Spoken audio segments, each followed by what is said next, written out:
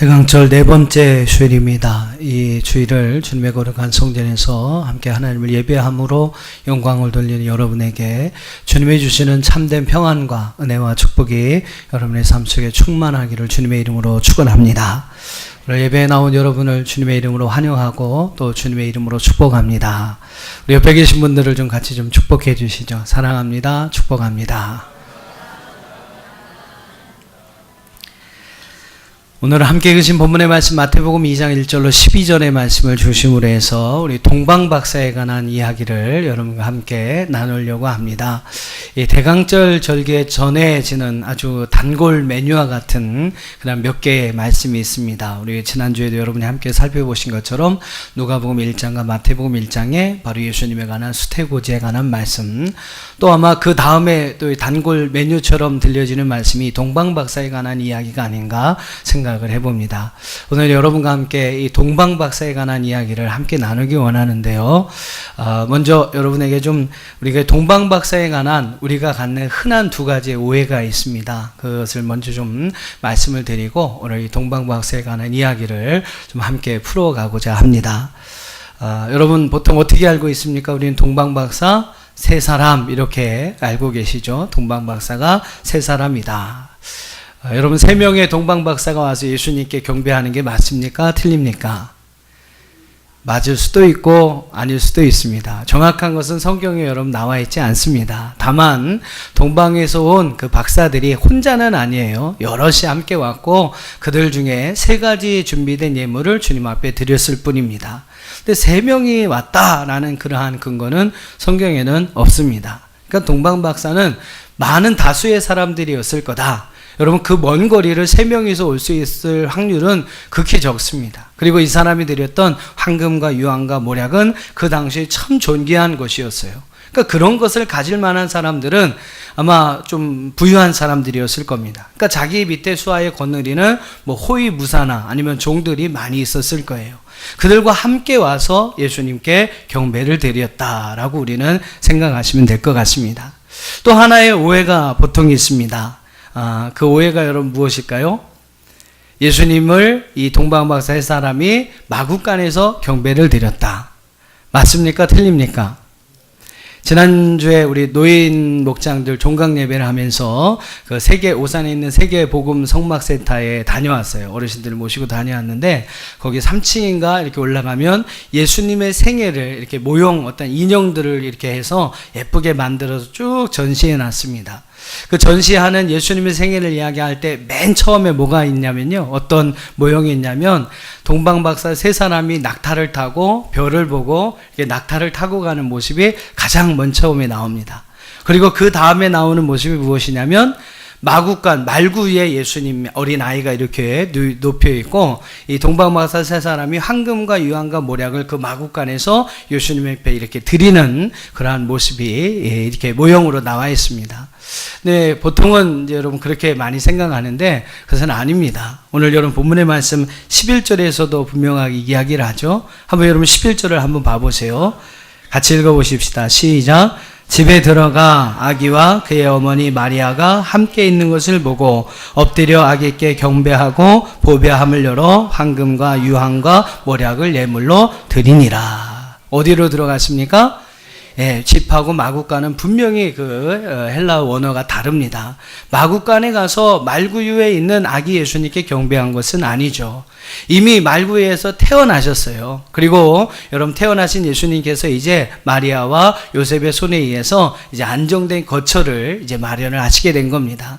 그 기간이 필요했다라는 것이죠. 보통은 신학자들이 동방에 있는 그 박사들이 예루살렘까지 오는 기간을 짧게는 3개월, 길게는 6개월을 이야기합니다.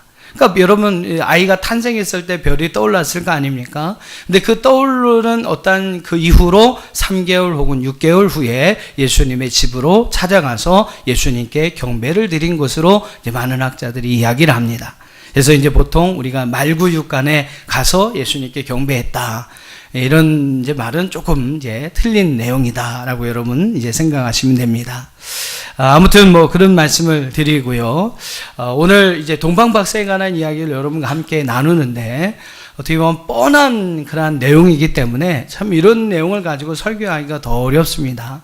왜냐하면 이제 뭐 제가 무슨 얘기를 하려면 또 저 얘기네 하시면서 이제 좀 선입견을 가지시고 이제 좀 이렇게 마음을 이렇게 조금 닫으실 수 있어서 과연 이 동방박사의 이야기를 어떻게 하면 뻔하지 좀 않은 설교로 할 수 있을까? 그래서 제가 많이 말씀을 묵상하면서 고민을 했습니다.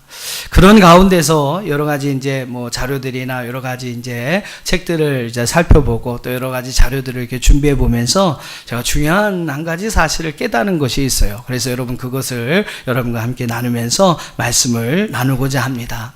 그것은 무엇이냐면 바로 이 동방 박사들이 왕이신 예수님, 그리스도이신 그 예수님을 찾아가서 그분을 경배하는 그들의 모든 여행의 과정이요. 바로 오늘 우리의 믿음의 여정과 많은 점에서 같다라는 겁니다. 많은 점에서 유사하다라는 거예요. 별을 보고 예수님을 찾기 위해서 떠나갔던 그 동방 박사들의 모든 그 여행의 어떠한 여정하고 저와 여러분이 살아가고 있는 믿음의 모든 여정하고 많은 점에서 비슷하다라는 겁니다. 그래서 오늘은 저하고 여러분과 함께 동방 박사들의 어떤 그 여행의 여정들을 함께 살펴보면서 오늘 우리의 믿음의 여정들을 함께 나누는 그러한 시간이 될 수 있기를 바랍니다. 자, 먼저 우리 동방 박사들의 여정을 한번 좀 생각해 보겠습니다. 먼저 그들은요, 별을 통해서 왕의 탄생을 알게 됩니다.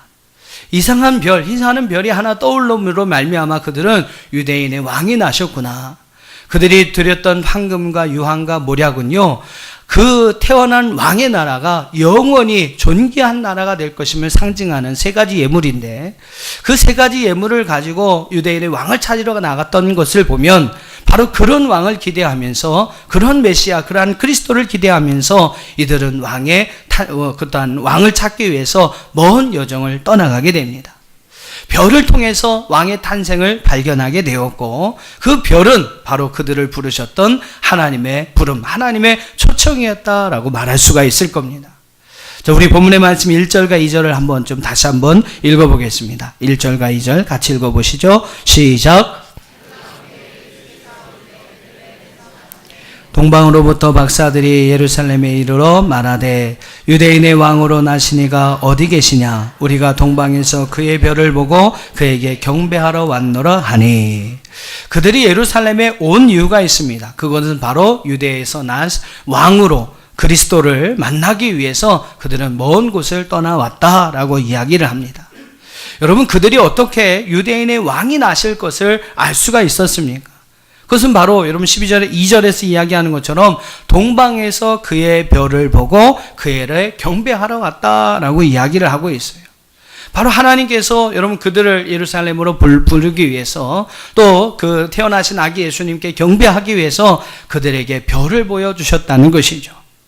저는 이것은 바로 오늘 우리 믿음의 여정에서 우리의 믿음의 출발 또 우리의 믿음의 시작과 같은 의미라고 생각해 봅니다. 사랑하는 성도 여러분, 여러분 어떻게 예수님을 믿게 되셨습니까? 여러분 어떻게 해서 이렇게 교회에 나와서 예배하는 그러한 삶을 살게 되셨나요? 저마다 여러분 예수님이 여러분을 부르신 것이 있고 그 예수님의 어떠한 부르심의 초청에 여러분 응답하셨기 때문에 여러분의 그 믿음이 시작된 줄로 믿습니다. 어떤 분은요, 이웃집에 아는 분이 자꾸 그냥 전도하고 교회 가자고 그래서 함께 나와서 교회에 나오게 되고 그러면서 예수 믿기를 시작한 분도 있으실 거예요. 또 어떤 분은 가족들 중에 하도 그냥 귀찮게 교회 가자고 졸라서 할 수 없이 이제 한 번 따라 나온 게 두 번 되고 두 번 따라 나온 게 세 번 돼서 이렇게 예수 믿게 되었다라고 이야기하시는 분도 있으실 겁니다. 어떤 분은 참 재밌게 또 예수님을 이제 믿게 되시는 분이 있어요. 우리 남자분들은 많이 공감을 하실 텐데 군대 가면 그 초코파이가 그게 뭔지 웃으시는 분들은 다 아실 거예요 아마. 초코파이가 뭔지. 그 초코파이 하나 좀 먹고 싶어서 교회에 갑니다. 뭐 아주 불교 신자든 뭐 어떤 무슨 종교를 가져든 상관없이 참 없을 때 힘들었을 때는 그 초코파이가 하나가 그리워서 또 이제 교회를 찾아가게 되죠. 그러면서 이제 교회를 다니다가 또 예수님을 알게 되고 예수님을 믿게 되는 분들도 있을 겁니다. 또 어떤 경우가 있을까요? 뭐 저는 안 그랬으면 저는 뭐 모태신앙에서 그랬지만 제 친구 중에 몇몇 친구들은요 그 청소년 시기에 교회 가면 예쁜 이성 친구들이 있지 않습니까? 그러니까 옛날에는 요새는 뭐 남녀 공학이지만 예전에는 뭐 남중학 여중학교 왜 이렇게 다 구분이 되어 있었잖아요 거의 다. 그렇기 때문에 참 이렇게 남자 입장에서 여자 보기가 참 힘든 그런 시대를 살았습니다. 근데 교회 가면 이렇게 다 있거든요. 남자 여자 같이 있고 또 그러면서 같이 막 얘기도 하고 그렇게 하니까 그런 어떠한 이성의 어떠한 교제에 끌려서 교회에 나오기 시작한 분도 있을 거예요. 저를 보면서 씩 웃으시는 분들은 그런 경험이 아마 있으셔서 아마 그러실 것 같습니다. 아무튼 뭐 어떤 분은 그래요. 뭐 교회 가면 복 받는다고 해서 교회에 나와봤다. 또 어떤 분은 질병에서 병에 고침을 받을 수 있다고 해서 나와본 분도 있고, 또 어떤 분은 참 여러 가지 복잡한 문제들이 많은데 그 복잡한 문제들을 해결할 수 있다고 하니까 교회에 나와보신 분도 아마 있을 겁니다. 그렇게 여러분 믿음의 어떤 시작이 되어서 예수 믿게 된 분들이 있을 거죠. 저는 이 모든 것이 바로 오늘 우리를 부르신 하나님의 초청이라고 믿습니다. 여러분을 통해서 하나님을 알게 하시고 또 예수님을 통해 구원받게 하려고 하나님께서 여러 가지 통로로 바로 여러분을 부르셨다는 것이죠. 그러기 여러분은 어쨌거나 저쨌거나 뭐 타이든 자이든 하나님의 그 부르심에 응답하셨기 때문에 이렇게 여러분 믿음의 삶을 살아가고 있는 줄로 믿습니다. 누구에게나 여러분 우리를 부르시는 하나님의 초청이 있다는 것이죠. 동방박사들도 여러분 마찬가지예요. 당시 여러분 그들 하나님의 백성이라고 자칭했던 이스라엘 백성들은 무지와 혼돈과 제약의 잠에 깊이 빠져 있었습니다. 바로 여러분 신구약 그 중간기가 지난주에도 흑암의 시대였다라고 여러분 암흑기였다라고 말씀을 드리지 않았습니까? 그런 시대 가운데서 그들은 무지와 혼돈, 죄악 가운데 빠져서 하나님의 음성을 듣지 못하고 아무리 하나님 불러도 하나님에 대해서 여러분 하나님의 그 음성, 부르시는 음성을 듣지 못하는 그러한 시대였다라는 거죠.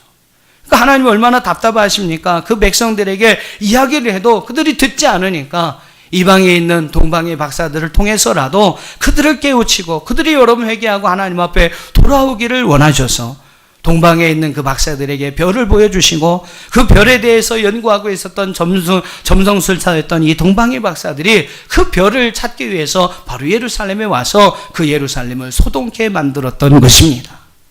하나님께서 바로 여러분 하나님의 백성들에게 말씀하시니까 듣지 않으니까 이방에 있는 이 동방 박사를 통해서 그들로 하여금 그 하나님의 부르심이 있게 하시고 또 그들로 인해서 그 부르심에 응답하게 하셔서 그들을 통해 이스라엘 백성들을 깨우는 이와 같은 일들을 행하고 계신다라는 겁니다. 사랑하는 성도 여러분, 동방 박사들은 하나님의 부르심에 응답하여 하나님의 백성 또 유대인들을 깨우치는 역할을 하였을 뿐만 아니라 자신들도 예수님을 만나는 큰 은혜를 얻게 되었습니다. 오늘 이런 말씀과 같이 그들은요 예수님을 만남으로 인해서 큰 기쁨을 얻었고 그 예수님을 통해 놀라운 하나님의 은혜를 경험하게 되는 것을 볼 수 있게 됩니다. 사랑하는 성도 여러분, 오늘 이 자리에 나오시는 그런 여러분은 그런 하나님의 초청에 응답하셔서 주님의 성전에 나오신 줄로 믿습니다. 오늘 정말 이 예배를 통해서 여러분 그 초청에 응답하는 것으로만 머무지 마시고 오늘 동방의 박사들이 예수님을 만나 그분을 경배한 것처럼 오늘 이 시간 예배하는 이 자리를 통해서 하나님을 만나는 귀한 은혜가 여러분 가운데 있기를 주님의 이름으로 축원합니다. 또한 그들이 예수님을 만남으로 인해서 큰 기쁨을 얻은 것처럼 오늘 저와 여러분도 하나님을 예배하는 이 자리에서 하나님이 주시는 큰 은혜와 큰 기쁨을 얻게 되시기를 주님의 이름으로 축원합니다. 자, 중요한 사실은 우리가 이런 하나님의 초청에 응답해서 예수 믿기를 시작했습니다. 근데 여러분, 그것으로 끝나면 안 된다는 것이죠. 그걸 보통 우리는 신생이라고 합니다. 하나님 안에서 새롭게 태어났다라고 이야기를 해요. 여러분, 아이가 새로 태어났습니다.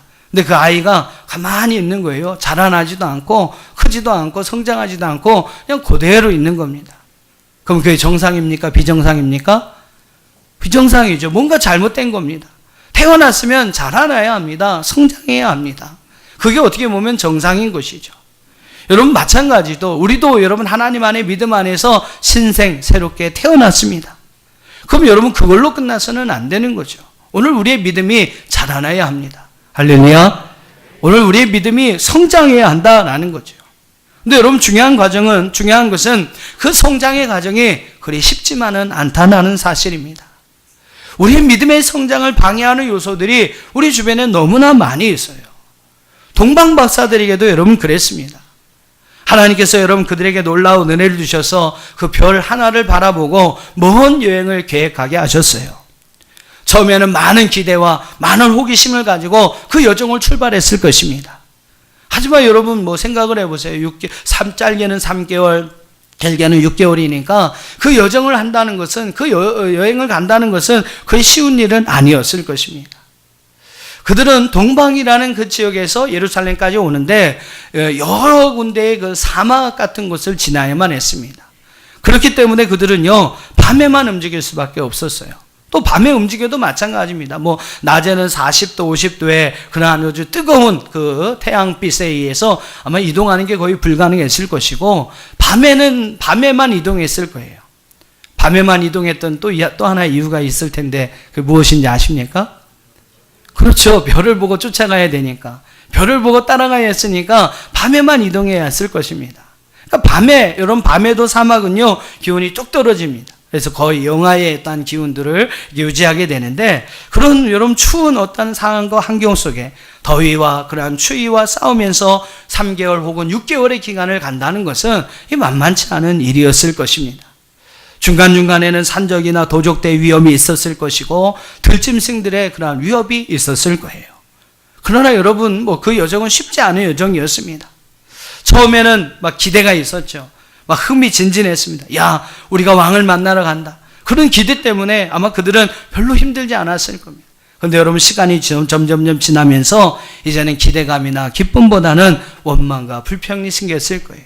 아, 이거 우리가 지금 뭐 하고 있는 거지? 자기 마음에 여러분 그러한 어떠한 원망과 불평의 소리와 함께 싸움해야 하는 그러한 과정이 필요했다라는 겁니다. 우리의 여정도 여러분 믿음의 여정도 그렇지 않습니까? 처음에 하나님의 부름에 응답해서 교회에 나오면 괜찮습니다. 믿음 갖는 것도 좋구나 이렇게 생각해요.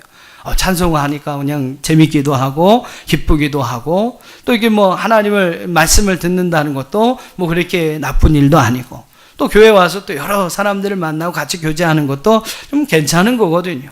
그러면서 이제 믿음의 삶을 살게 됩니다. 근데 여러분 사단이 우리를 그냥 두지 않잖아요. 그냥 그 믿음 이렇게 잘 자라나라고 여러분 그냥 두지 않습니다. 한두 가지 이제 문제거리들이 생겨나기 시작합니다. 그러면서 여러분 우리를 믿음의 길에서 멀어지게 하기 위해서 우리를 유혹하고 우리의 믿음을 흔들어 놓는 것이죠. 제가 잘 드리는 예화 가운데 그런 이야기가 있지 않습니까? 시골에 어떤 할머님이 늦게 예수님을 믿기 시작했어요. 교회 다니니까 좋거든요. 여러 사람들 만나고 찬송도 하고, 그러면서 이제 어쩜 나름대로 믿음이 하나님 말씀, 설교 말씀 들으면서 나름대로 믿음이 생겼어요. 그러면서 마음에 드는 생각이, 야, 내가 이렇게 예수님을 믿으니까 난 큰 부자가 될 수 있을 거야. 그런 생각을 갖게 된 거예요. 할머님이 그런 생각을 갖게 된 겁니다. 그래서 시장에 가지고 병아리 5마리를 사갖고 왔어요.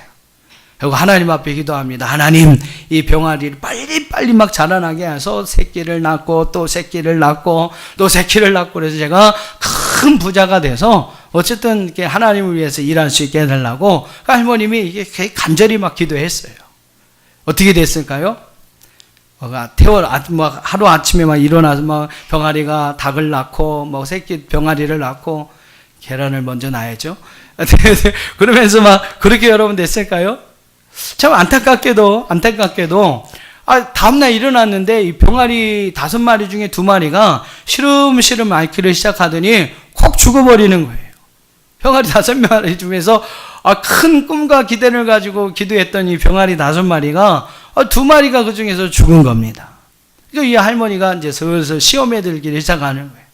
다른 새 놈이라도 좀 이렇게 건강하게 이렇게 자라나면 좀 기대가 될 텐데 그놈들도 어쨌든 시원찮은 겁니다.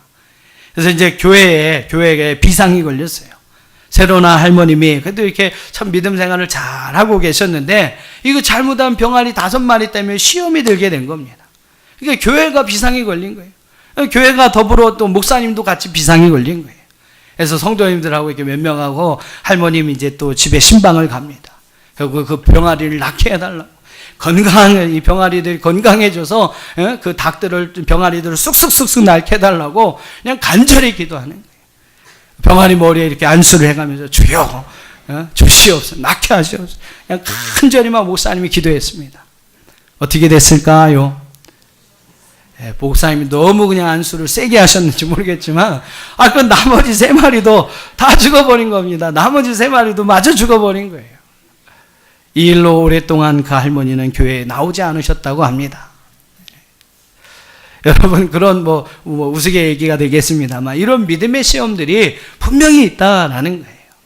악한 사단은 우리 그냥 버려두지 않습니다. 우리를 도로 찾기 위해서 자기의 수하에 우리를 두기 위해서 반드시 우리를 시험하죠. 여러분 그 시험을 이겨내야만 우리는 하나님의 백성으로 하나님의 자녀로 우리의 삶을 살아갈 수가 있어요. 그런데 여러분 그 시험은 절대 누가 도와줘서 이길 수 있는 시험이 아니라는 겁니다. 그걸 여러분 분명히 아셔야 돼요. 그건 여러분 자신이 스스로 믿음으로 이겨야 하는 그러한 싸움이고 여러분 그러한 시험이라는 것입니다. 혹시라도 여러분 믿음 생활하다가 그런 시험 오시면 이것이 목사님 말씀하신 시험이구나. 이 시험을 내가 스스로 이겨야 내가 진짜 그리스도인이 될 수 있겠구나. 할렐루야. 여러분 이러한 좀 믿음을 가지시고 그 시험을 스스로 좀 잘 이겨낼 수 있고 그러면서 여러분 하나님이 기뻐하시는 믿음의 길을 걸어갈 수 있는 저와 여러분 되기를 주의 이름으로 축원합니다. 여러분 이런 내부의 시험거리만 있는 게 아니지 않습니까? 또 외부에서만 우리를 공격하는 시험거리가 있어요. 제 책 느헤미야를 잘 읽어보신 분은 아시겠지만 느헤미야가 성벽을 재건하려고 할 때 2가지 적이 있었습니다. 하나는 느헤미야 4장의 말씀 보면 외부의 적 도비아나 산발락과 같은 외부의 적이 느헤미야의 성벽 재건을 방해했습니다. 그때 여러분 느헤미야는 그들과 싸우죠. 파이팅의 영성을 가지고 그들의 시험을 이겨냅니다. 근데 여러분 그것으로 끝나지 않아요. 느헤미야 5장에 가면 이제 내부의 적이 드러납니다. 그 외부의 적들과 함께 결탁해서 내부에서 여러 가지 요란과 소동, 거짓된 소문을 만드는 사람들의 이야기가 나와요. 그때 여러분 느헤미야는 본이 되는 영성을 가지고 본이 되는 영성을 통해서 그 내부의 그러한 문제들을 하나하나 해결해 가는 것을 볼 수 있게 됩니다. 여러분 우리의 신앙생활에 늘 이러한 2가지 적이 함께 공존한다는 것을 우리는 알아야 합니다.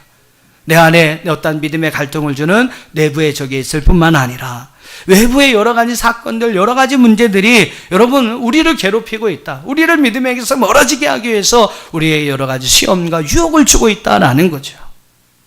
그런 여러분 시험과 유혹을 이겨내야 합니다.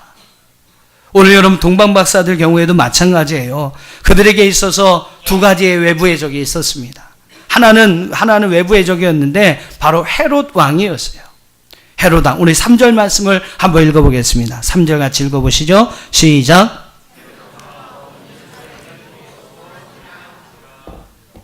동방박사들에게 있어서 가장 큰 외부의 적은 바로 헤롯 왕이었어요. 동방의 박사들은 내부의 어떤 갈등을 극복하면서 결국에 예루살렘에 도착을 했습니다. 6개월 동안에 3개월에서 6개월 동안에 그런 자기와의 싸움을 잘 극복하면서 결국 그들은 예루살렘에 도착을 했어요. 그들은 어떤 확신을 가졌을까요? 유대의 왕이니까 유대의 왕궁이 있는 예루살렘에 그 왕이 태어났겠구나. 왕자가 태어났겠구나. 그런 확신을 가지고 예루살렘에 있는 왕국에 갔습니다. 근데 이상하게도 이제 왕자가 탄생했으면 그 예루살렘이 시끌시끌벅적해야 되는데 놀라울 정도로 조용했던 것이죠. 그들이 온 목적은 바로 그 새로 태어난 그 왕자에게 인사를 드리고 축하를 드리기 위해서 왔는데 와서 보니까 너무 조용한 거예요. 그리고 막상 유대인의 왕이 어디에 있느냐 라는 이야기를 하니까 그 예루살렘의 온 성과 백성들이 소동하게 되었다라고 이야기를 합니다. 이게 문제가 생긴 겁니다. 문제. 우리 그 당시 여러분 헤롯 왕이 당시의 유대의 왕이었어요. 근데 그 왕자가 태어난 것도 아니거든요. 근데 어디에 왕자가 있느냐라고 하면서 예루살렘 전체가 소동하기 시작합니다. 제일 기분 나쁜 것은 바로 헤롯이겠죠. 아니 내가 왕인데, 그렇다고 내가 아이를 낳은 것도 아닌데 어디에 왕이 태어났다고 이 동방에서 이 사람들이 찾아왔을까? 여러분 기분 나쁜 것은 헤롯이었을 거예요. 그래서 헤롯은요 그들에게 거짓 경배를 약속하고 왕이 태어난 것을 내게 알려주면 나도 경배할 테니까 꼭 알려줘라 라고 부탁을 합니다. 본문 12절의 말씀을 보면 그 동방박사들에게 헤롯에게 돌아가지 말라라는 하나님의 어떤 지시하심이 있어서 결국 그들이 돌아가게 됩니다만, 다른 길로 돌아가게 됩니다만, 결국 여러분 그 일로 인해서 온 유대 지역에 3살 미만의 어린 아이들이 헤롯의 칼날에 죽음을 당하는 이러한 피바람이 불어오게 됩니다. 이런 여러분 외부의 적이 반드시 있다라는 거예요. 근데 여러분 그것뿐만이 아니에요. 내부에서의 적도 있었습니다. 4절로 6절을 한번 읽어보시죠. 4절로 6절을 한번 읽어보겠습니다. 시작.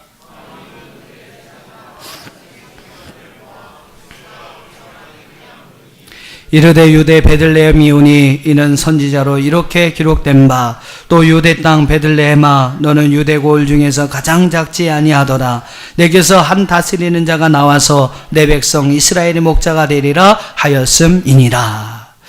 헤롯과 같이 여러분 악한 사람들의 그러한 외부의 공격도 있었을 뿐만 아니라 때로는요 믿음의 사람이라고 가장한 사람들을 통해서 우리에게 오는 시험과 공격이 있더라라는 겁니다. 4절에서 여러분 6절에서 말씀하시는 것이 누구입니까? 바로 대제사장과 백성의 서기관들이에요. 그들은 하나님의 말씀을 잘 알고 있는 사람입니다. 그래서 그 예수님이 메시아가 그리스도가 어디에서 태어날지를 잘 알고 있던 사람들이었어요. 여러분 그렇다면 그들이 해야 할 일이 무엇이었을까요? 나실 아기 예수님, 바로 메시아 그리스도인 또한 유대인의 왕으로 오실 그분을 보호하고 지켜야 하는 것이 어떻게 보면 그들이 해야 할 사명이었을 것입니다. 헤롯이 물었을 때 그들은 목숨을 걸고 생명을 걸고라도 예수님의 태어난 곳을 말해서는 안 됐을 거예요. 좀 이렇게 용기가 안 났다면 거짓으로라도 보고하면서 예수님을 보호하고 지켰어야 하는 것이 바로 그들의 본연의 의무였을 것입니다. 근데요, 그들은 이미 정치적인 세력과 결탁을 하고 있어요. 그리고 그들은 자기들이 살기 위해서, 자기들의 어떤 안위를 지키기 위해서 예수님을 팔아먹습니다. 예수님을 팔아버립니다. 여러분, 우리 믿음의 여정도 여러분 마찬가지잖아요. 때때로 여러분 안 믿는 사람이 우리를 시험하고 공격하는 게 아닙니다. 교회 안에서 믿음의 성도들 안에 그런 시험들이 오는 경우들이 분명히 많이 있습니다. 교회 내에 어떤 성도들끼리 서로 시험을 주고받는 경우들이 분명히 있어요. 어떤 분은 나 그 사람 꼴보기 싫어서 꼴보기 싫어가지고 예배도 안 나온다. 그 사람 꼴보기 싫어서 목장 예배도 안 나가는 거. 그 사람 때문에 선교회 모임도 안 나가고. 그러면서 여러분 교회 나오길 꺼리게 하고 모이기를 꺼리게 하는 겁니다. 결국 여러분 자기에게 손해가 되는 거 아니겠어요? 열심히 우리가 모이기를 힘쓰고 기도하면서 하나님 앞에 다가서도 시원찮을 여러분이 마지막 때인데 사람 핑계, 일 핑계, 이 핑계, 저 핑계 여러분 그러면서 스스로 자기의 믿음의 성장을 가로막는 그런 일을 하고 있더라라는 겁니다. 여러분 직접적인 공격, 안 믿는 사람들의 안티 공격만 공격이 아니에요. 이렇게 여러분 믿음 안에 같은 편에서 함께 공격하면서 서로의 믿음의 성장을 방해하는 공격이 반드시 있더라라는 겁니다. 여러분 이런 공격이 오면 어떻게 하시겠습니까? 이런 공격이 오면 여러분 어떻게 하시겠어요? 자, 오늘 여러분 9절 말씀을 한번 보세요. 이 동방박사들이 좋은 해답을 우리에게 제시하고 있습니다. 그런 외부의 공격이 왔을 때, 또 오늘 우리 또 믿음 안에 어떠한 성도들 안에 그런 문제들이 왔을 때 어떻게 그 문제를 해결하느냐? 9절을 읽어보시죠. 시작.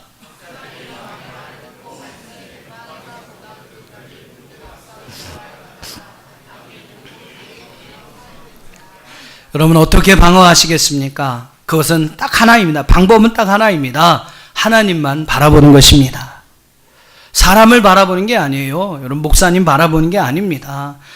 믿음 좋은 장로님, 믿음 좋은 권사님 바라보는 게 아니에요.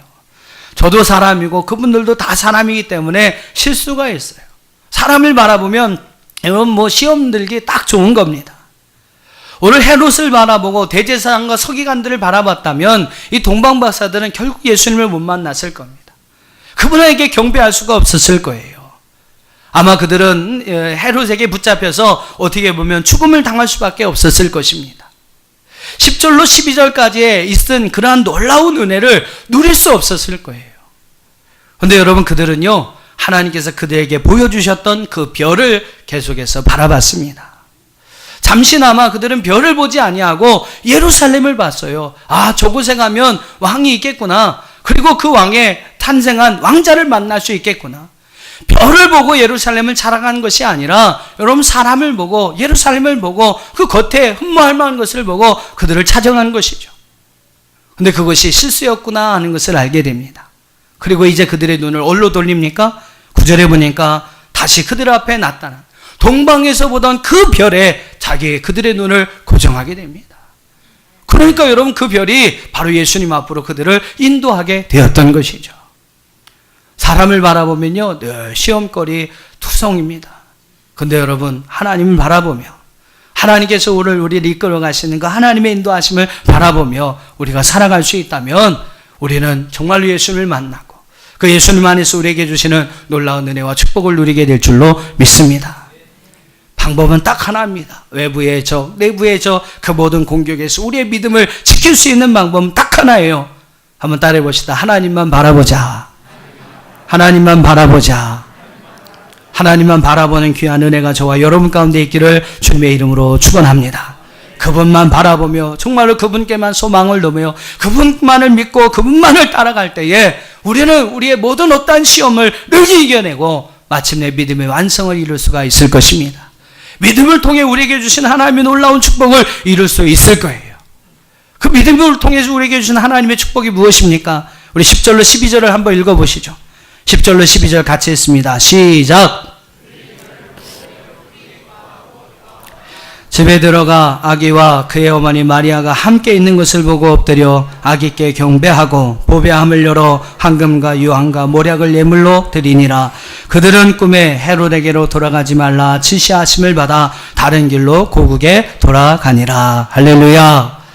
자, 여러분, 믿음의 여정의 큰 승리가 무엇입니까? 바로 예수님을 만나는 기쁨 아니겠어요? 10절의 말씀 보면 그들이 예수님 만나고 그 별을 보았을 때 매우 크게 기뻐하고 기뻐하였더라 라고 말씀하고 있습니다. 최상급의 표현이에요. 매우 기쁜 것도 여러분 기쁜 건데, 매우 크게 기쁜 것도 기쁜 건데, 매우 크게 기뻐하고 또 기뻐했다라고 말씀하고 있습니다. 여러분, 믿음 안에서 하나님 안에서 우리가 누릴 수 있는 기쁨을 10절에서 이렇게 표현하고 있는 거죠. 사랑하는 성도 여러분, 믿음의 여정, 오늘 우리가 정말로 그 모든 방해하는 일들 잘 이기고 나가면 우리 동방박사들이 가졌던 이 기쁨이 바로 저와 여러분의 기쁨이 될 줄로 믿습니다. 11절에서는 어떤 은혜가 있습니까? 바로 아기 예수님을 만나게 되죠.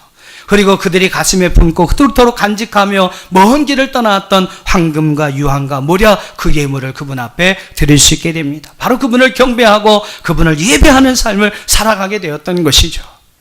여러분, 하나님을 경배하고 하나님을 예배하는 삶이 여러분의 축복인 것을 믿으십니까? 여러분, 정말로 축복인 것을 믿으시나요? 축복받았네. 할렐루야.